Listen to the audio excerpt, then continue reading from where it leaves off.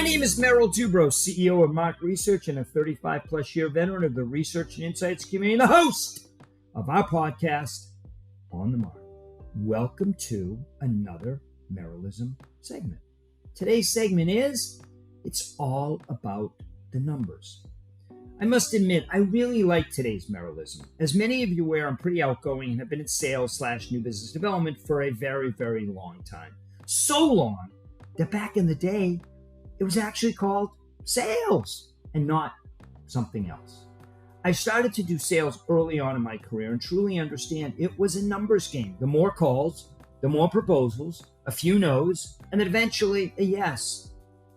A saying/story I was sharing with some colleagues a few weeks ago, where I said, I'm going to send out a bunch of messages on LinkedIn in 3 different areas: Chicago, Philly, and the New York, New Jersey area.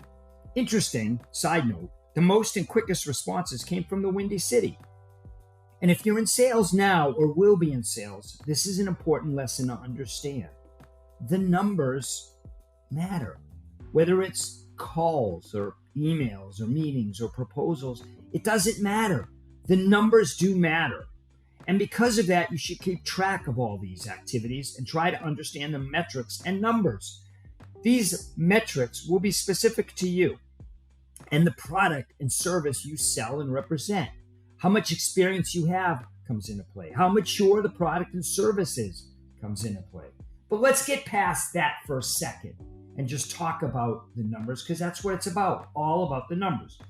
If your average sale is $50,000 and you have $1 million quota, then you'll need 20 sales or one every 2.5 weeks. If your hit rate is 20%, then you need 100 proposals per year or 2 a week. If it takes you 30 calls to get a proposal, then you need 60 calls, roughly, or so to hit that goal.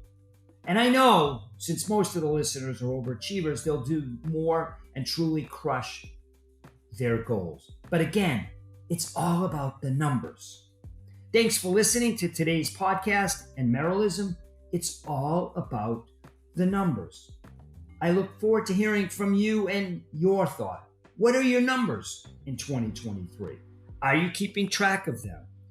What metrics do you have in place? And with Q1 almost over, what changes do you need to make? My name is Merrill Dubrow. Stay well, be safe, and please, please stay in touch.